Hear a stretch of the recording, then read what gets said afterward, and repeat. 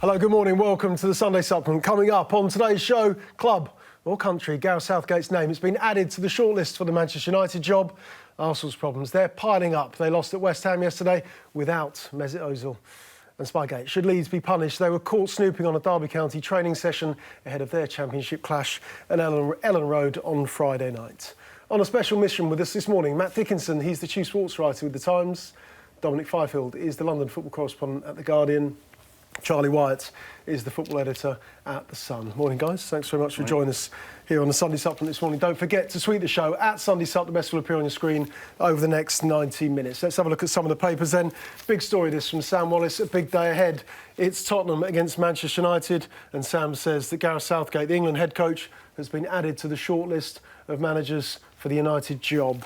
This isn't a job interview, though, according to the back page of The Sun. This is Ole Gunnar Solskjaer talking ahead of that visit to Wembley this afternoon. Solskjaer on the shortlist, along with Southgate and Mauricio Pochettino. Is this man on the shortlist Diego Simeone? He is, according to Tom Hopkinson this morning, the Atletico Madrid coach, linked with lots of jobs over the years in England. Is he really going to come at this time to take the Manchester United job? One man on his way out, according to the Mail on Sunday this morning. Callum Hudson-Odoi came on yesterday for Chelsea in their victory over Newcastle, but on his way out, he does want out, according to Rob Draper this morning. He wants to go to Bayern Munich and will tell Chelsea this week that he is leaving. Sunday Mirror, back page, Christian Eriksen out on his way to Real Madrid, says Simon Mallock. Frankie de Jong, a name that, of course, is familiar in this country now. Manchester City linked with him recently, but on his way in to English football, according to the Sunday Mirror this morning. Big goal this, big game, big results. Declan Rice scoring the winner yesterday for West Ham against Arsenal, but is one of the West Ham players about to leave. Marko Arnautovic, we'll talk about him a little bit later. Liverpool happy to have kept this man.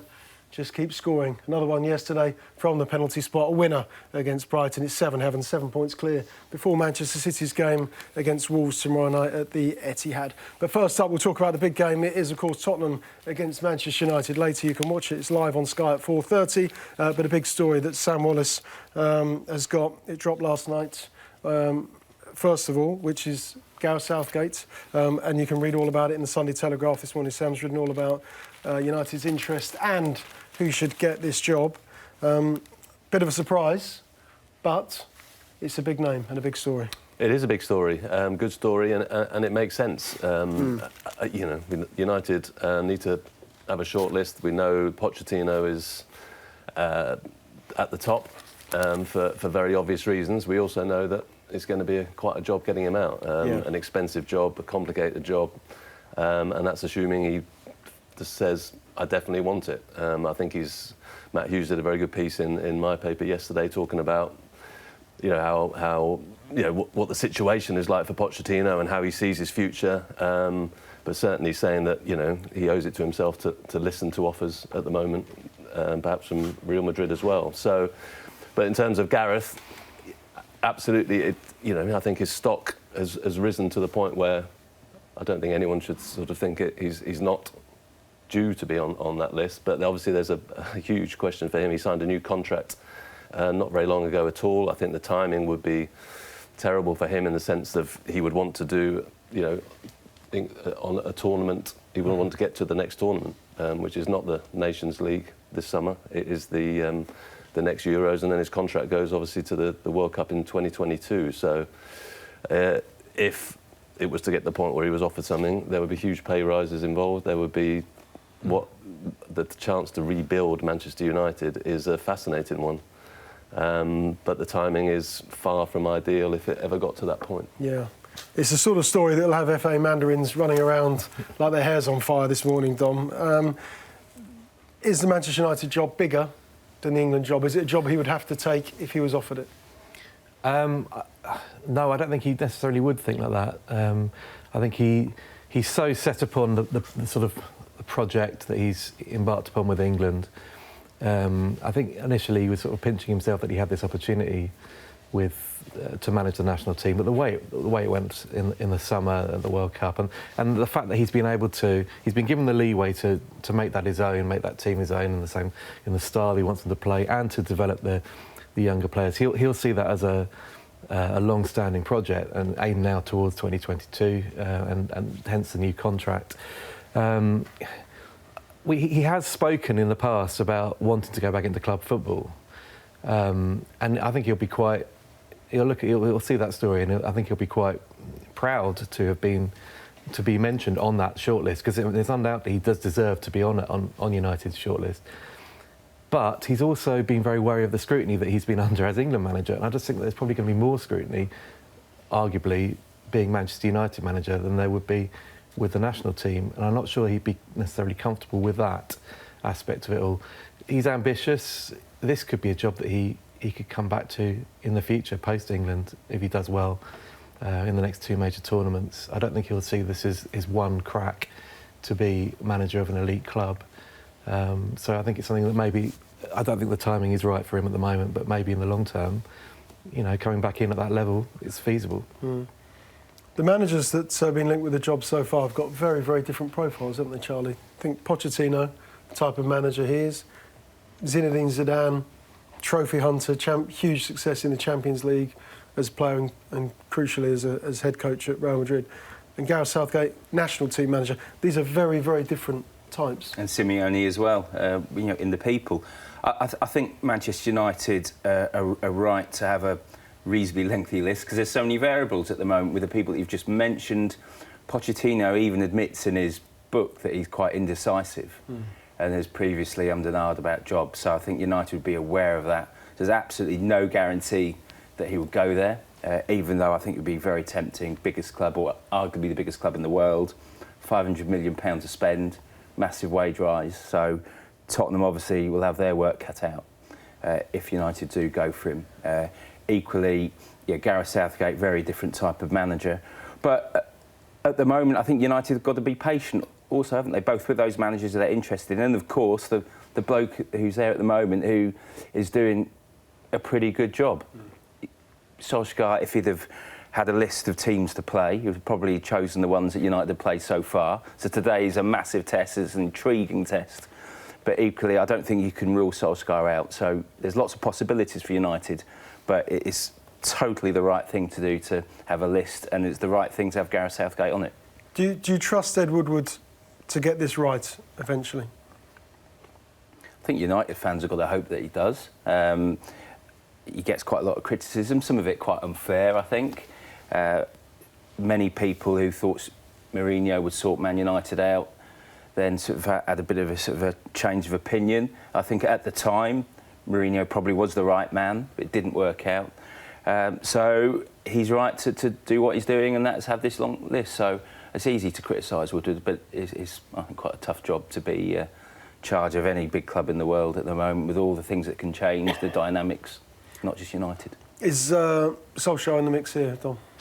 Well, look, he has to be in the mix if he keeps winning games. He's made a fantastic start, but as we all know, he's not been tested to the extent that he will be this afternoon by Tottenham Hotspur.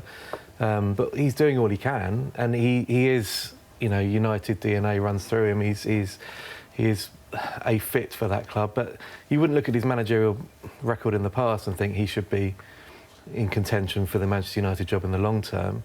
If he hadn't had that connection with Manchester United in the past, then he wouldn't have been called in as a caretaker at this stage.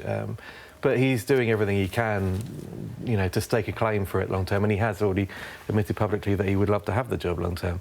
I do think, on the Woodward point, I do think it's quite interesting that these managers are so different on the list. It doesn't strike me that means that there's a philosophy running through the hierarchy at the club as to what they want. It sort of feels a bit scattergun. These are all people of weighty reputations, so in that respect they should be considered for United, but you'd like to think that they have a specific brief that they want the next manager to be. Simeone, Southgate, Pochettino, they're very diverse as to what they will bring to that job. Well, in terms of Southgate, with his name being linked with this job, Matt, if it came to the crunch, what do you think he'd do? As Dom said, I think first of all you'd be very flattered. I think you'd have to find out what was on the table, but I do think he would find it very hard to walk away from this group. As you say, he's talked about building something. He's talked about, with the profile of the players. I think he's been very keen to show that last summer wasn't just some one-off fluke with a soft draw. I think obviously what's happened coming top of Croatia and Spain has shown that. I think he's traded a lot in terms of... I don't think he worried less about the public thing than actually just with the players of what he's told them he's trying to build. I think he would find the timing really awkward. At the same time, he's much as he's nice guy Gareth, he knows how loyalty works in football. He's meant to show loyalty, but he would get sacked the minute results took a downturn. But I think he would find it, bottom line, I think he'd find it hard to walk away in a non-tournament summer. Do you think Southgate's the type of guy who wants to walk away though on his own terms, Matt? Because he's always said to us, I'll stay for as long as I wanted, or until you lot, as in the media. Well, I think to be an England manager who walks away with your reputation high, having grown and not being sort of kicked out would be, how many get to do that? And I think he lives in the real world, and I think, as Dom says, he has actually said, I want to go back. I think he feels, because of the Middlesbrough thing, there's a lot of unfinished business in club football. He wants that chance. But yeah, was he sitting there, he'd be saying, I would love this. I would love it even more if it came in 2020 or 2022. Yeah, we always talk, Dom, about if the England job if your country comes calling, you have to take the job wherever you are, whatever it is you're doing. But this is the situation, but in reverse. Well, yes. And we look at it saying, Manchester United, well, it's the biggest club in the world. How could you turn down a one-off opportunity to manage them? Well, I don't know whether it necessarily would be the one-off opportunity. If Southgate does well with England, it may not be his only opportunity. In fact, Sam makes that point in the piece. Gareth does things his own way. You have to remember that post Euro 2016, he did actually make it clear to the FA that he wasn't interested in just sort of holding the fort until they appointed a long-term successor. So he did effectively at that point say, well, it's the England job, but I'm not going to just do this on your terms. I want to do this on my terms. He was given the chance post Allardyce's one-match tenure then to make it his own, and he's made a fantastic success of it so far. I think he has his own mind. He's a strong-willed gentleman. I think he would be strong enough to reject Manchester United if they came calling now. I just think that he's so set upon taking that England team to the next level. He'll feel there's unfinished business from the summer, and we'll see where we are in 2022. Inevitably, the FA would fight to keep him. It's hypothetical if the approach would take place later in the season, Charlie. But has Gareth Southgate done enough that if he wanted to take the job, that the FA wouldn't be able to stand in his way, irrespective of the contract he's got until 2022? In terms of, has he done enough to get that United job? If he said, look, I want to take the job, would the FA stand in his way? Well, they'd definitely fight to keep him. There's absolutely no doubt about that. He's certainly not on as much money as some of those before him. Equally, managing United is not just about money. It's prestige, it's an opportunity. Matt said about their unfinished business at Middlesbrough. I'm sure he'll manage in club football again at some stage. Will he be manager ahead of the next World Cup with his contract? I'm not so sure, we don't know. But I'd be very surprised if he wasn't manager of England ahead of Euro 2020. It's effectively, it's a sort of home tournament as well, isn't it? It's not just another tournament. England, if they qualify, will have their group games at Wembley, then the knockout matches will be away, then back at Wembley for the semis. That really is a once-in-a-lifetime opportunity to manage England at Wembley. Obviously, not happened since '96. So I think that's a big factor. Euro 2020 being here would be enough to sway him. Yeah, I think you're probably right, Charlie. He does love that idea of leading England in effectively a home tournament, Wembley, doesn't he? Let's talk a bit about the game today. It's Tottenham against Manchester United. Reams has been written about Pochettino, as predictably. Yesterday's papers, Matt mentioned Matt Hughes' piece yesterday. There's more. It's wall-to-wall coverage in the papers this morning. What is it about Pochettino? Why is there a love-in with him? Charisma. He's a charismatic manager. excellent manager, brilliant coach, done a fantastic job at Tottenham Hotspur, brought through young players, taken risks with young players, developed them and turned them into established international players. You can see why he would fit the brief for United. I mean, he is, you know, give him time, and he hasn't done it on the biggest budget in the Premier League either, and yet he's had relative success, i.e. he's Champions League qualification and getting into knockout phases of that Champions League. So he's in credit. He's done a fantastic job since going to Spurs, arguably since coming to England, because he did a good job at Southampton as well. And that's why he's got his suitors. That's why people covet him, and that's why Manchester United will still have him at the top of their wanted list. Are there any flaws in this perfect human being? Well, I'm sure someone's going to bring up the trophies, aren't they? I have to say, you know, clearly that's the aim. Clearly that's what he wants to do. But the idea that if he doesn't win the Carabao Cup, suddenly he's less of a manager or shouldn't be on the list is a nonsense. I mean, it's, you know, in terms of the Premier League, the year Leicester won was, the door was open there. That's the year that he will look back on and think we could have won a title, but.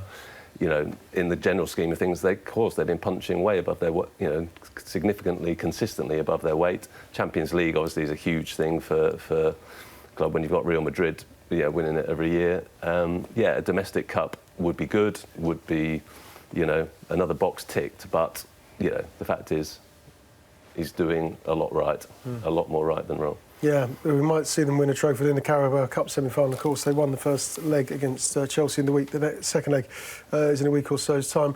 Charlie, are we seeing the real Manchester United now? 5 wins in a row for Ole Gunnar Solskjaer. Big test for him this afternoon at Tottenham. But have you seen signs that this is the Manchester United that their supporters want to watch? Well, it clearly is, because they're scoring lots of goals and they've won all their games. As I said earlier, they couldn't have wished for a better run. Equally, had Mourinho still been in charge, the results would have been different, wouldn't they? I don't think United would have won all of them. So there has been a good impact. I was at the first game in Cardiff, and it was the perfect start, perfect performance. Today, stating the obvious, is such a massive game. Today is when we will really see how much improvement United have made under Solskjaer. And in terms of man management, I think he has improved the team. He was a rabbit in headlights at Cardiff when he was Premier League manager last time. But why was he, Charlie? Because he had Premier League experience, obviously, as a player. But why would he have been? I just think he wasn't quite ready for it. But just because he's then gone back to Mulder and hasn't, some people think he hasn't achieved that much since, it doesn't stop him from having improved or learnt from the experience in Cardiff and matured in terms of how he approaches the game. So I don't buy into the theory that all of a sudden you can't manage Manchester United. Look at someone like Sarri, until he took the job at Napoli. He really was basically managing teams in Serie C. So I think you can make that step. I think it's to Solskjaer's credit as well that he's admitted that he was a rabbit in the headlights. He's not tried to deflect and say it wasn't my fault. I think he knows he got a lot wrong and he got overwhelmed. I mean, when he got the job, I spoke to a couple of people down there, and he said you could see that he just lost all conviction in his decisions. And as a manager, when that goes, you're toast, aren't you? Yeah. So wasn't an easy job to take on, was it, as well? Because they were struggling at the time. OK, we'll find out how he gets on this afternoon at Wembley. It is Tottenham against Manchester United. Big game now. It's from 4:30 live on Sky. OK, next up, we're going to talk some of the problems at Arsenal. They lost again yesterday, this time at West Ham. More on them next.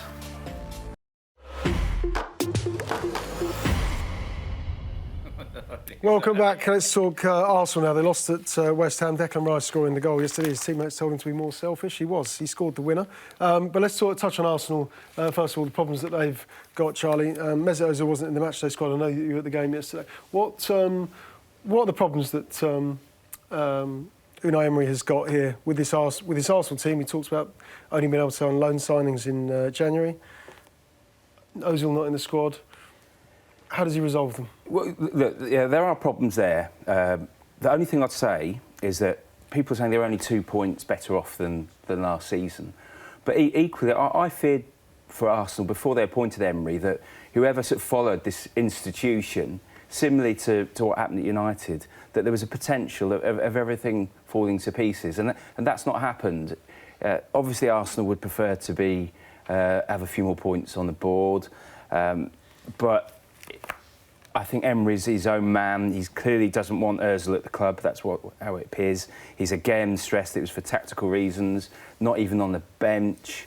Was at London Colney yesterday with El Neni, just doing light training. So that's Emery making a major stand, and I think he's showing quite some major courage there. I'd have still had Ozil on the bench. I think Arsenal yesterday, they deserved to lose, only had 2 shots on target, despite having 59% of the possession. The final ball was terrible. That's why having Ozil on the bench would have been the obvious solution. But I think a lot of the problems aren't Emery's doing. You've got players like Mkhitaryan, who's on £200,000 a week, and that's why they don't have any money. I know people are surprised when they learn that Arsenal are effectively skint, but when you look at they may not pay in transfer fees, but they still had some big wages, and they brought in players like Aubameyang, who I think was a good signing. But it is a work in progress. It's not as bad as what it could have been, but equally I think Arsenal fans have to be patient, and I'm sure they will be, because they were pretty patient with Arsene Wenger over the years of not winning anything. So I hope Emery does get a chance to develop this team, and it does need some quite major surgery. Even some of the players that have come in, I'm not sure about the keeper still. And obviously the other big bugbear with some Arsenal fans is Aaron Ramsey. The fact is that he's going to looks as though he's going to another more successful club, and you'd really expect Arsenal to be doing their best to keep players like him. So, as I said, there's still work to be done at that club. Just go back to Ozil, and are his tweets provocative and antagonistic? Because his social media feed says, well, I'm fully fit, Yar Gunners Yar, can't wait to get back on the field, all that kind of business. And that inevitably is the Arsenal supporters respond with, can't wait to see him as it, etc., etc., etc. Is he deliberately being antagonistic? Yeah, I guess he probably is, or his media team probably is. It's not helpful for Unai Emery, but he wants to get his message out there that he's available and that he's not being picked for tactical reasons or because there's been some kind of fallout behind the scenes. He's within his rights to do that, I guess. It's not great for team spirit. I don't think it reflects particularly well on him in terms of the Arsenal collective and them all being united. But I mean, they're not really doing any. The away games that he doesn't get picked for. They're not doing any better anyway. They've lost 4 times. I know, and arguably they could have done with some creation.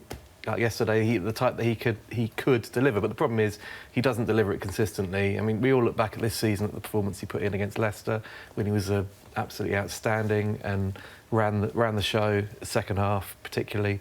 But he doesn't do that every week, and that's been the infuriating nature of Mesut Ozil at Arsenal, unfortunately.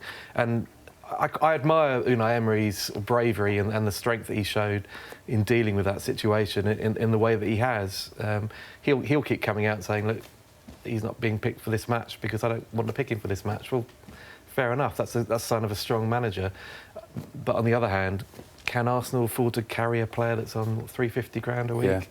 Yeah. It's funny because when we look back at last January, sort of the 2 bits of business that was heralded as fantastic opportunities were Alexis Sanchez going to United and Ozil signing new terms.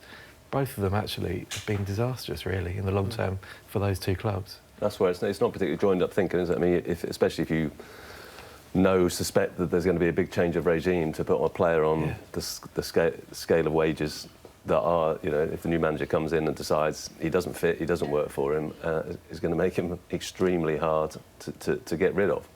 So, I mean, like the guys, I mean, you admire a manager for being strong, but if you're going to make statements like that, not even put them in the 18, you better trust your team to be able to fill the gaps. A bit like, Mourinho was doing with Pogba. I mean, if you're going to isolate a key star player, you need to make that statement work. You need to make that statement work with the players who are playing, and that is a problem, isn't it? The creativity is lacking. Yeah. And the other creative player they've got, who does weigh in with his fair share of goals, is Aaron Ramsey, who's off to Juventus. Great opportunity for him, and I'm positive he'll do really well in Italy for Juventus. Just be perfect for them. But a loss for Arsenal, and I can understand why fans are scratching their heads. I think Ivan Gazidis was right to change the setup behind the scenes at Arsenal. It was too long in coming. But equally, I think he's left a bit of a mess there, and that's Gazidis' fault in terms of what these players are earning. Those like Ozil not playing, allowing Ramsey to get into the last 6 months of his contract. So there's been some mistakes that have been made that they've not maybe learned from the past. So again, none of this is Unai Emery's fault. And he's got a big job to do. Yeah, he has got a big job to do. West Ham have got a big job to do to persuade Marko Arnautovic to stay at West Ham. Will they succeed, Dom? Funny things happen in the last 2 weeks of the window, don't they? I mean, it wouldn't be outlandish to suggest that a new contract wins his way either. However, as it stands at the moment, and his body language yesterday, particularly after the game, suggested that he didn't want to be there. The statement from his brother made it pretty obvious that, although it was a very flimsy excuse about wanting to win trophies in China, let's forget about it. You're going to China to earn 80 grand a week more than you're earning at the moment. I can see the move happening. In fact, I actually think it would be almost in West Ham's interest to get rid of him. However, not for 35, 38 million. I think they should push that price up, given how integral he is to everything they are at the moment. If they could get, 45, 50 million pounds, then yeah, he doesn't want to be there. Just get rid of him. You may not be able to invest that money in this window, but you will be in the summer. And then they can take the next step on under Pellegrini. There's no point keeping a disaffected player, and he's clearly a player that has this capacity to unsettle. I mean, he did it at Stoke as well. When he makes up his mind he wants to go somewhere, he ends up going. It'd be a shame that if he left West Ham. I think, you mentioned earlier there's no such thing in loyalty in football, and clubs are as disloyal as players, and we know that. But equally, West Ham gave Arnautovic a chance. David Moyes deserves a lot of credit for sorting that player's head out and getting him right. And while West Ham are quite an exciting team now, and Pellegrini is doing a good job, that started with David Moyes, in my opinion, and Arnautovic was crucial to that. So it is a shame that it looks as though we could be leaving.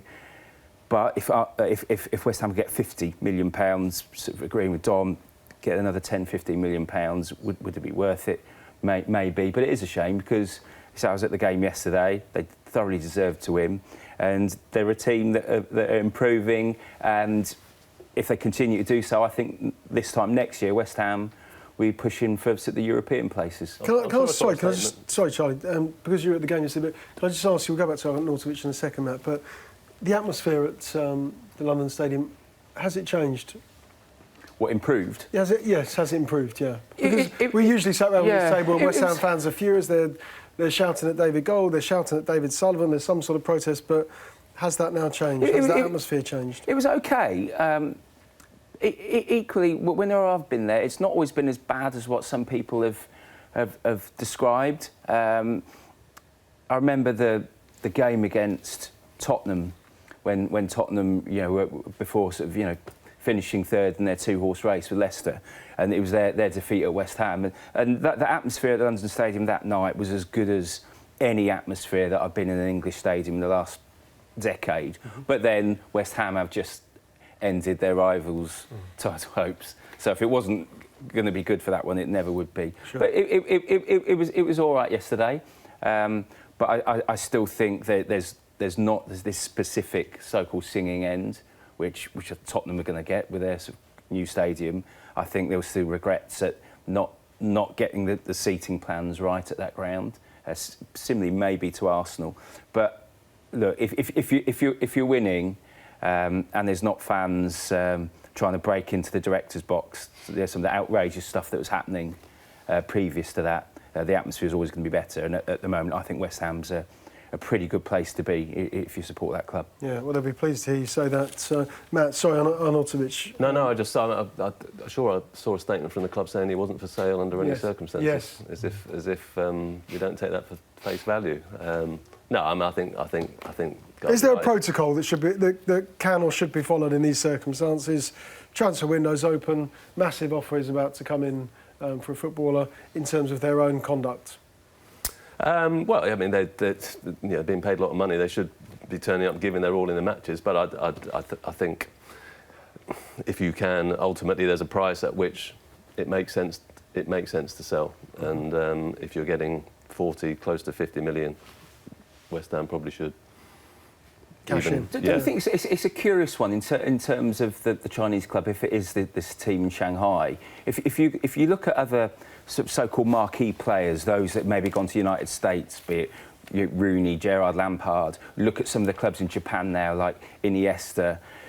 Arnautovic isn't a marquee. He's a very good player, but he's is he one that's going to? He's not sort of a German legend or a big English star. It seems quite a curious transfer to be willing to spend that amount of money on a player who is quite up and down, and he's not a major European star, is he? But a few players from Belgian internationals, haven't they, that have gone to China and done quite well. So it's almost like it is something they pursue. It does pose Premier League clubs with quite a dilemma. I mean, he's 29.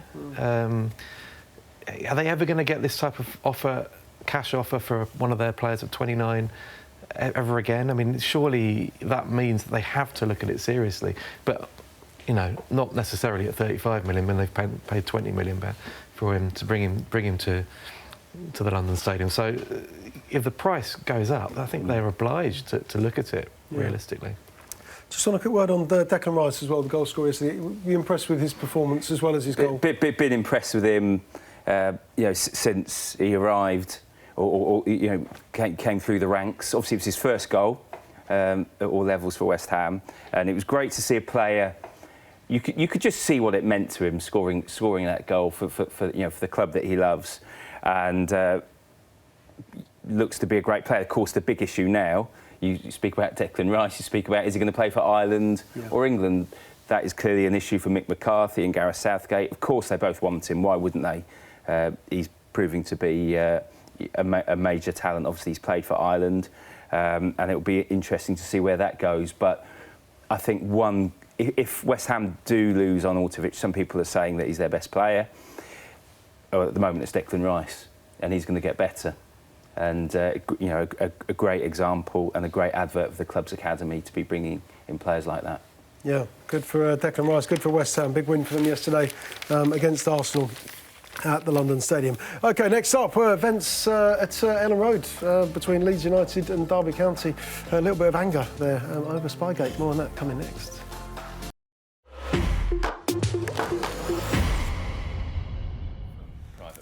Welcome back with us this morning. Matt Dickinson, Dominic Fifield and Charlie Wyett. Let's just remind you what's in the papers this morning. Big story here from Sam Wallace in the Sunday Telegraph. Manchester United have added Gareth Southgate to the managerial shortlist at Old Trafford. Is this man about to be on it as well? Diego Simeone. That's the back page of the Sunday People this morning. That's Tom Hopkinson reporting with that story. Big story at London Stadium yesterday. Charlie was there to see this man scoring his first goal for West Ham. Declan Rice scoring the winner against Arsenal. Big problems for Arsenal at the moment. Problems for Chelsea if Hudson-Odoi leaves, according to Rob Draper this morning on the back of the Mail on Sunday. He does want out. He wants to join Bayern Munich in this January transfer window. This man scoring goals again, Mo Salah, 7 points clear now. Liverpool ahead of Manchester City's game against Wolves tomorrow night at the Etihad. Salah scoring from the penalty spot yesterday in that victory at Brighton. Christian Eriksen on his way out, according to Simon Mullock this morning. He's going to Real Madrid, and Frenkie de Jong on his way into English football with Tottenham. That's according to Simon Mullock this morning in the Mirror. But let's talk about the spying probe, which, of course, was highlighted on Thursday afternoon, Charlie. That was ahead of Derby County's visit to Ellen Road on Friday night. What are your thoughts on the whole episode? Bielsa. It's a great story. Yeah. I think at the end of the season, when we look back at whatever happens, this will be one of the sort of the quirkier ones. I think there's a real split, both amongst fans, but also in football over this. Last night I sort of texted a few managers and coaches of their opinions, and it does vary. You know, from one saying you should get a points deduction, which I don't think is possible. Another one saying it does go on. I know Bielsa said he's done it before, it's a cultural thing. Another manager said it's not a cultural thing. British coaches are up to it as well. They do this, they spy. So it's how that's dealt with, but it's always gone on. Be it, let's not forget, a lot of League One, League Two grounds are open. They're at university fields. There are recreation grounds. And it's quite common, I think, in the past and now. Even Cardiff, they had issues because it's quite open, and that's why a lot of Premier League clubs, they're putting up fences. It's not just for newspaper photographers; it's just to stop people looking at how they're setting up and stuff like that. But it goes on. I mean, a couple of years ago, I was at Sheffield Wednesday, had a game, and one of their Dutch players spoke to an old teammate. And the teammate said that we're playing with a sweeper system for the first time. And the Sheffield Wednesday player told his manager, they changed their system, they got a 0-0 draw, and after the game, the Wednesday manager went up to his opposing coach and told the manager, so-and-so, we knew how you were going to set up. That player got fined a week's wages and got given the one-match ban. I think the club said he was injured and he wasn't.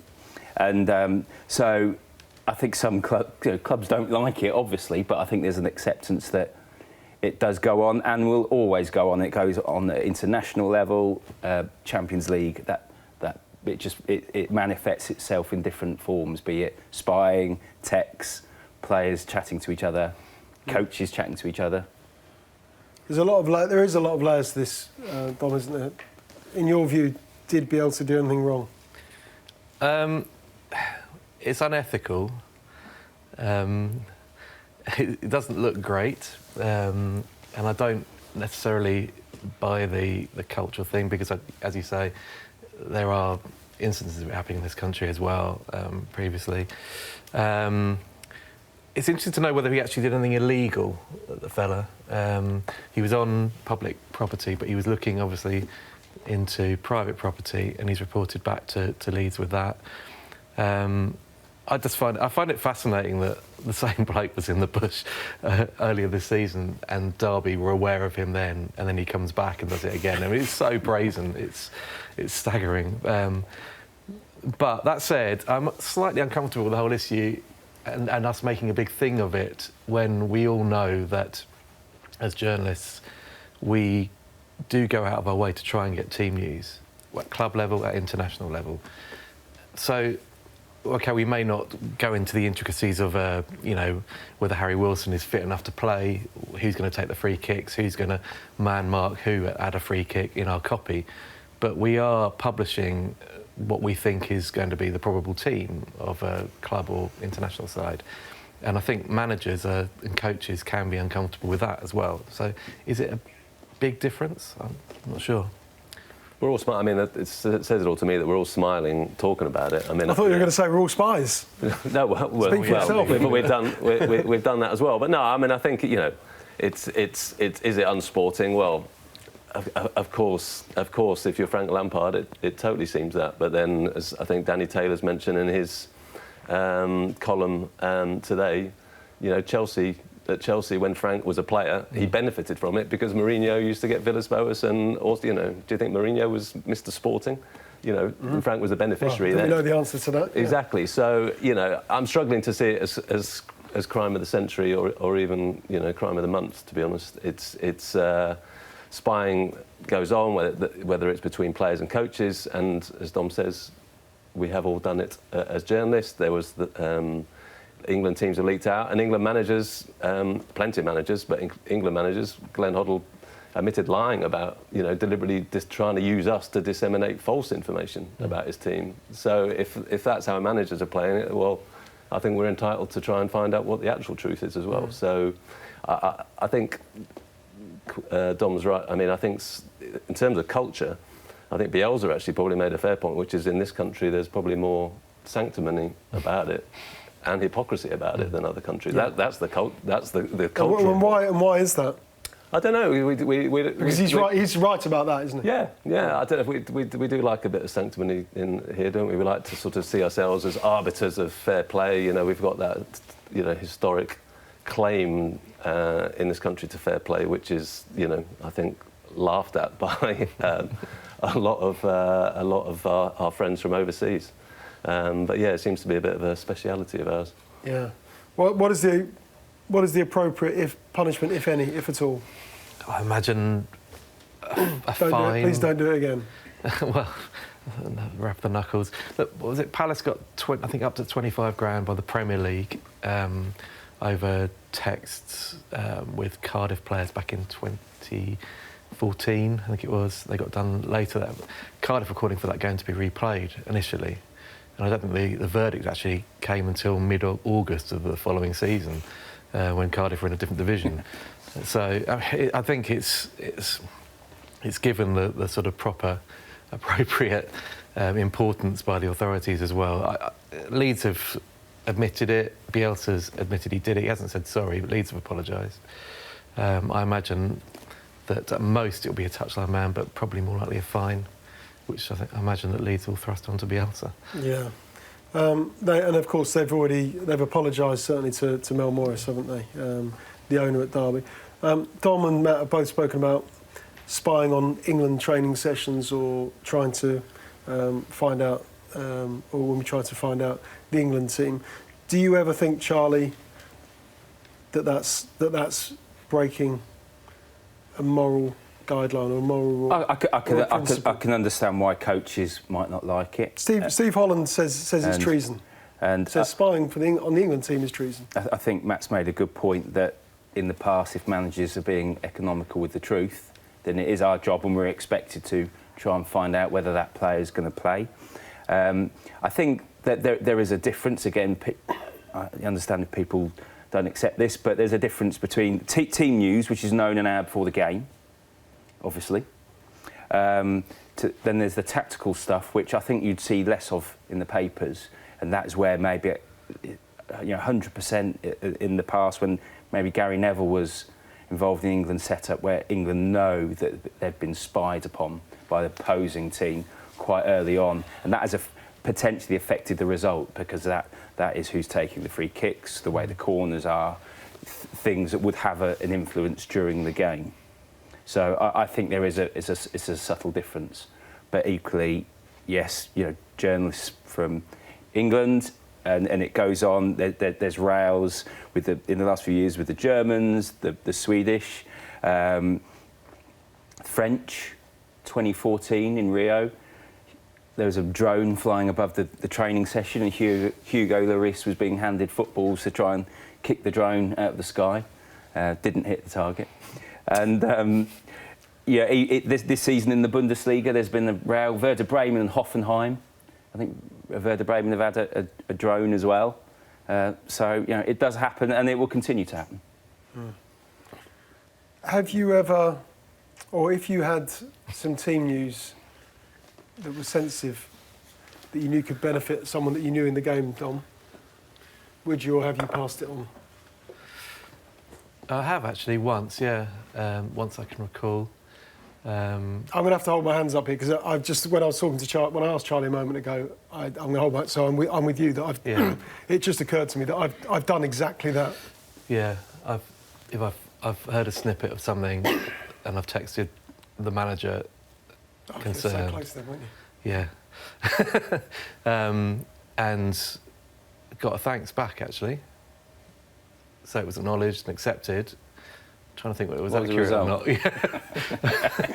It was accurate, I think, on that occasion. But yeah, but look, it does put you in an ethical, in a position where you have a choice to make. And I am uncomfortable sometimes with it. Steve Holland and the treason, was actually with the clipboard? But then Gareth originally... No, Steve Holland was upset. This is Steve Holland, I think this is off the back of when Chelsea lost against Juventus, was it 4-1 under with Di Matteo, his last game. Yeah, 3-0, yeah. 3-0, sorry. He was upset because the team leaked. The Chelsea team that day leaked very, very early in the afternoon. But that was a sign. I mean, minutes after the team meeting. I think that makes another crucial point in this.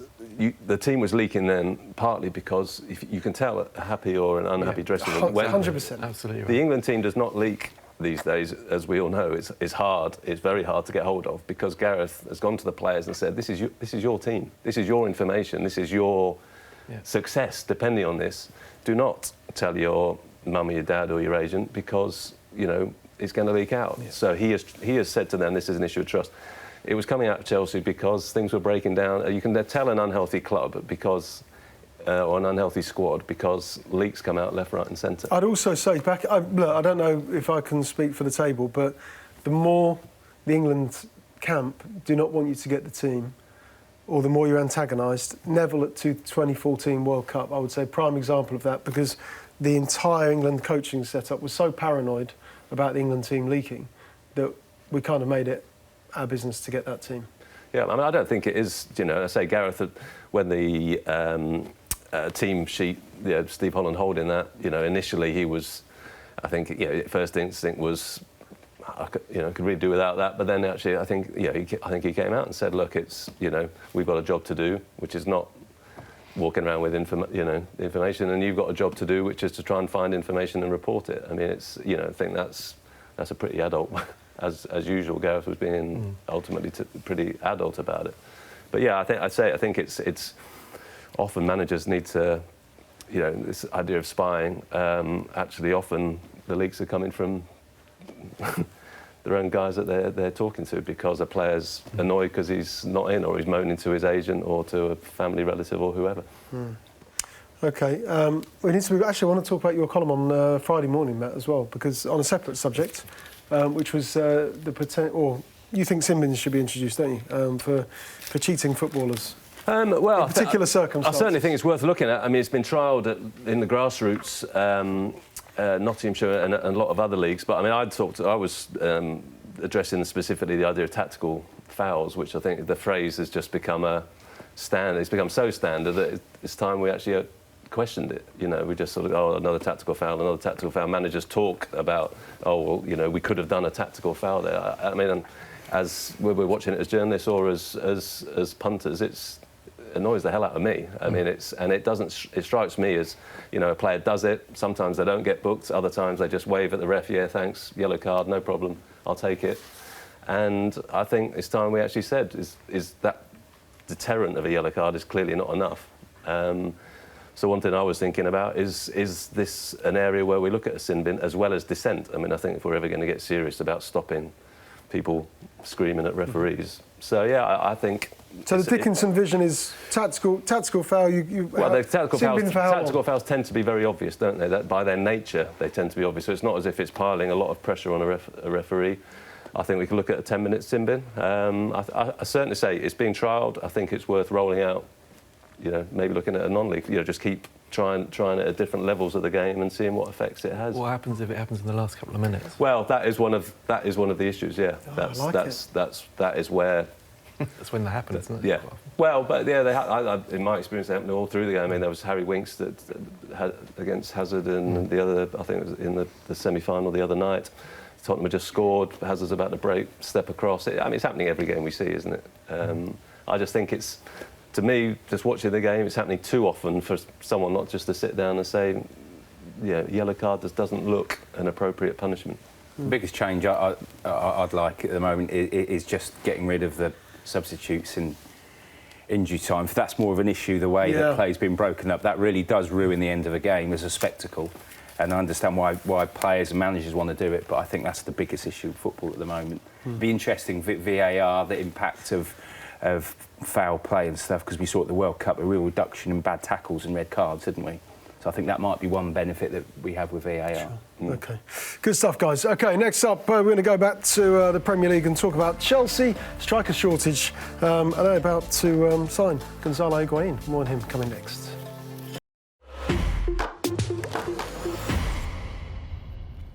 Welcome back. You're watching Sunday Supplement. As ever, Goals on Sunday follows us with Ben and Cammy. Let's find out what Ben's up to. Ben. Morning, fellas. Morning, Ash. Well, you know, I'm just sort of trying to see if I could see anybody in a Leeds tracksuit anywhere. And a Billy Bremner mask. Can't see a thing. That's what the boys will be talking about, I'm sure, this morning. Undoubtedly. Yeah. We're talking about all the goals that happened yesterday. I'm very excited because we have Mikel Antonio coming into the studio. We do indeed. The only thing I would say on the Leeds thing is don't get carried away. You don't think it was that big a deal? No, not at all.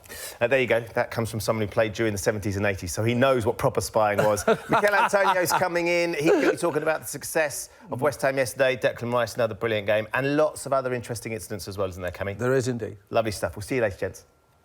Cheers, guys. Look forward to watching Ben and Cammy on Goals on Sunday. It follows us on the Sunday Supplement. Let's talk Chelsea now as build, Dom.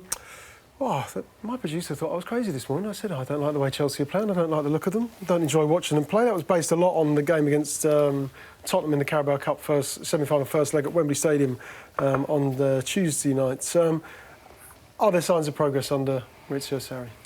I think there were signs of progress in the first 2 or 3 months of his tenure, and then, as he had predicted, he thought it would happen slightly earlier. It has run aground a bit, and I don't really see how he progresses the team to play in the style that he wants to play with that personnel there at the moment. So I wonder whether actually we'll see this sort of prolonged stall until the summer, when they will be more active in the market. You'd assume to back the manager, and hopefully they'll still be in the top 4 by then, and they'll have the carrot of Champions League football to offer new recruits. It's a strange situation. They're not entertaining, particularly at the moment. You're right. There's my friends on Twitter, the Chelsea supporters who follow me, make it very obvious that that it's a bit boring at times. But I think that's really because the players don't fit what he wants to do with them. Jorginho was he was the marquee signing. He was the one in the middle that was meant to set the tempo, but he's adapting to English football, and let's be honest, although he's got an incredible number of passes to his name, I think it's almost 2,000 passes, not an assist amongst them. He's not the sort of dynamic midfielder in the Premier League that is going to dominate a game. So if he's still adjusting and the other players are still trying to work out what Sarri wants them to do, these are teething problems. This is what happens. This is if you're going to appoint a manager like Sarri who plays a particular way and isn't going to bend in how he plays, he's going to stick with that. You have to accept there's going to be a period of transition where people are adjusting.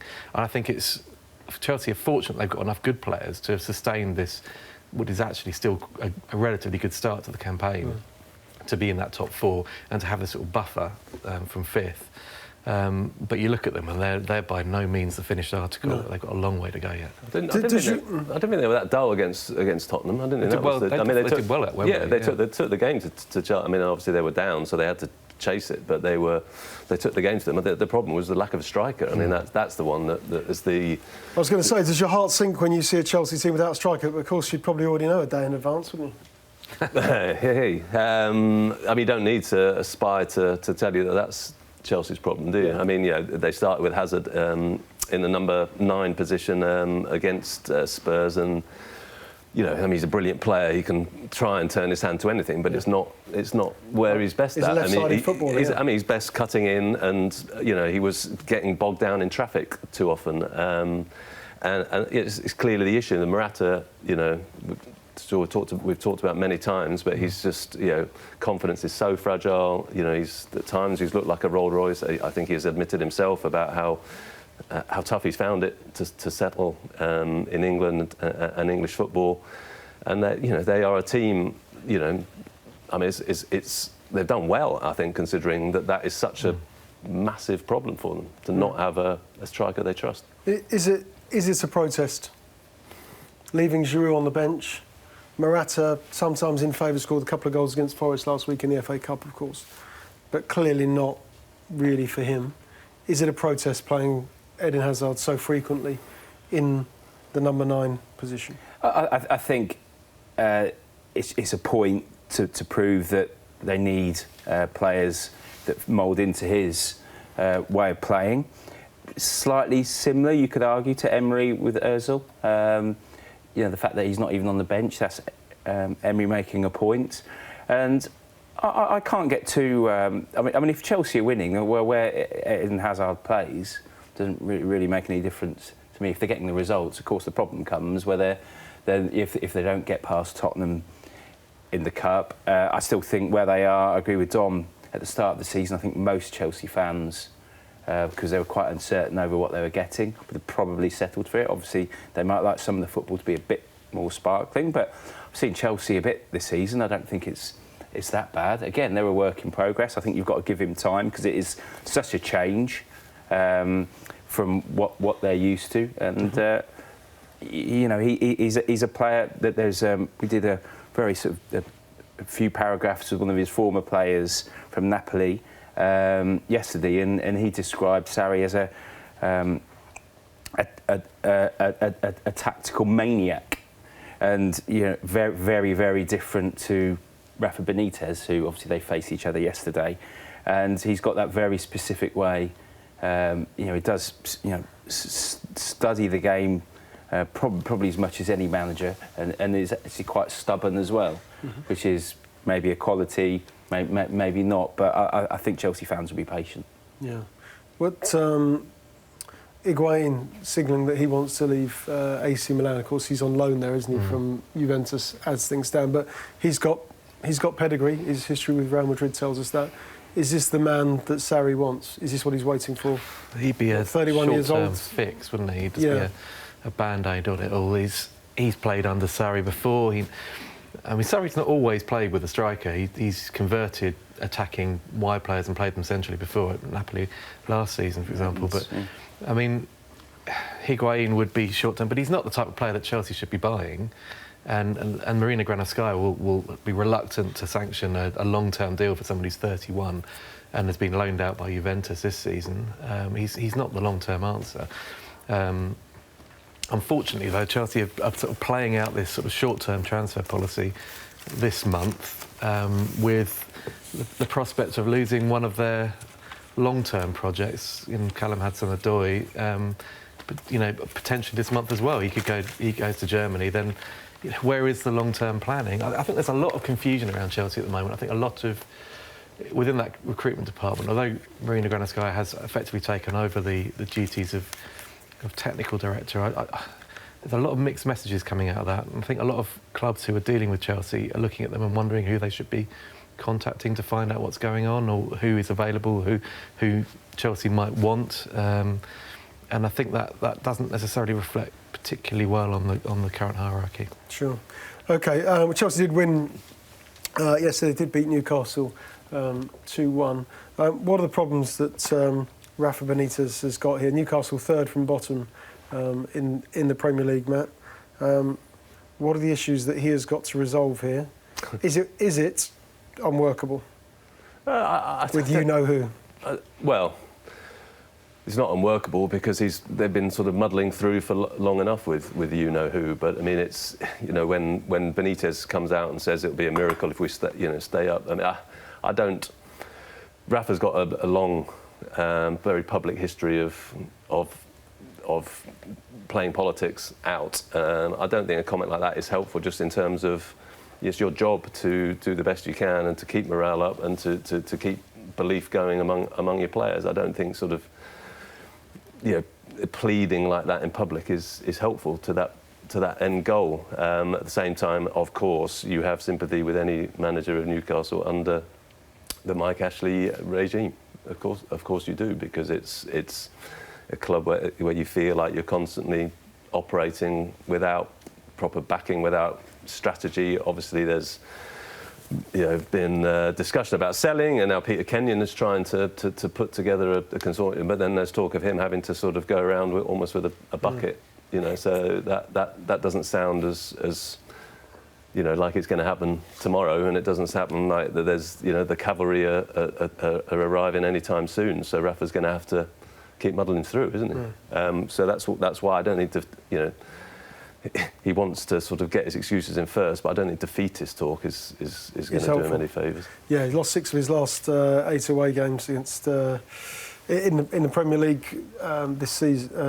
This season he talked on Friday, or ahead of the Chelsea game, about offers that he's had in the past, but he's been loyal to Newcastle. Is he going to see this season out? We know his contract is up. I'm sure he will, and I hope he does. And despite his slightly strange comments, which Matt mentioned, he'll keep Newcastle up. I'm sure about that. There's without doubt. Might not seem Newcastle fans might not feel like it, but there are definitely 3 worse teams in the Premier League than Newcastle. So Rafa will keep them up.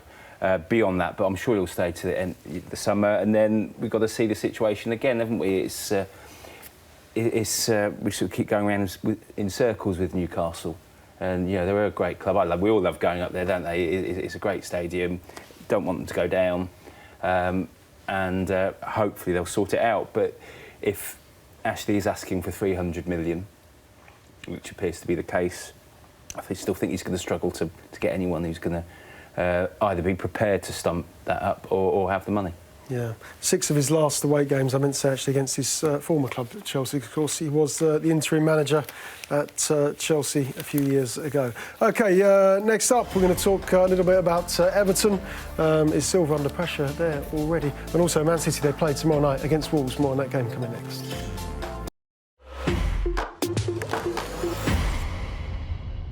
Welcome back. Interesting piece in The Observer this morning, so just hold up, which you can read more about either online or you can buy the paper. Fahad Moshiri makes it plain that Marco Silva must find the right tone. Results not good enough for Everton. He expected a little bit better from the man that they eventually got from Watford. Does he need to do better? Why hasn't he done? Well, he does. I mean, it's not all he's making. I think Everton fans will know this, but beyond that, their spending in the last 4 years has been unbelievable. And in the top 10 clubs in the world, they're right up there. I think they're somewhere like 7th, I think, ahead of Atletico Madrid. So that's not all Silva's making. So that's not all his fault. Equally. I can understand why the owners want a better run of results. He's come in, he's finally got that Everton job, going back to Hull. I thought he was quite fortunate to get the Watford job, having taken Hull down. Regardless of their great home record, it was pretty poor away from home, which is why they got relegated. And of course, having started all right at Watford, one sniff of Everton, and he decided he wanted to go. Then he was sacked, as we know. So he got the job in the end. But at the moment, are they progressing? Well, again, the stats suggest that they're virtually the same as they were last season. So it's a vital few weeks for Everton, and particularly today. If they lose a game like this one, then there'll be a lot more criticism. So I'm yet to be totally convinced by him. Yeah, you're also in the shadow at the moment of an excellent Liverpool side, aren't you? Who won again yesterday. They're back on form, or certainly stringing together winning a Premier League game off the back of the FA Cup defeat against Wolves. He is living in that shadow. Yeah, and it's almost not helpful when people like Jurgen Klopp come out and say this is the best Everton team I've ever played against ahead of the derby a few months back, whatever it was, because that is heaping pressure on Marco Silva to deliver. But he's joined an ambitious club. Again, it's a club that's good. For all the money that they've spent, they were probably building with a lower base than a lot of those other teams. If they are going to, they probably are the best of the rest. They probably will show that over the remainder of the season and finish 7th, 8th. But they need to show evidence of an expansive style, and I think on occasion they have done that this season. They have been better to watch, certainly than they were under Sam Allardyce towards the end of last. But it's about progress, and Moshiri won't. He's ambitious. He wants to see evidence that they're capable of taking that next step. So he won't be allowed to rest on his laurels. He has to keep improving. He has to keep showing that he is the manager who's, his reputation has soared despite what happened at Hull and Watford. Yeah. OK, big game for them today. Matt, let's sort of chat about Man City. Who play Wolves tomorrow night, but their victory against Burton Albion on Wednesday night, the Carabao Cup semi-final, the first leg, that was 9-0. Some people thought it was disrespectful that City had stacked up the goals, 5, 6, 7, 8, and on to number 9. Why would anyone think that way? Did you? No, I didn't. I mean, I know there are some kids' leagues where if it gets to 10-0, they're meant to stop playing, or but this isn't a kids' league. I mean, I think it'd be more. Imagine the complaints the other way if they get to 5-0 and then I don't know what they're meant to do. Start giving the ball to Burton, or just pass it around the back and not try. And then if you paid good money to get in, what are you going to think about that? There's disrespect a different way. I mean, I think it's. Well, it was a freakish result in the pure numbers. It wasn't that freakish when you consider.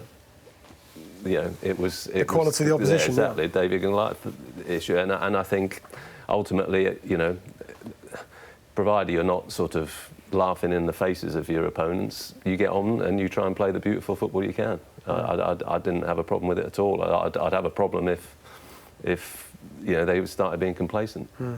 Did you secretly want them to get a 10th? To be honest, yes. The last 10 minutes, it's you don't see that, do you? Just the double figures thing it would be remarkable. I felt dreadful for Burton, obviously, but it was like they were being tortured out there. But yeah, for the last 10 minutes, I was annoyed that City didn't step it up again and make sure they got that 10th goal. But you and I, Ash, have endured our team losing 9-0. So Burton presumably win the second leg 4-3.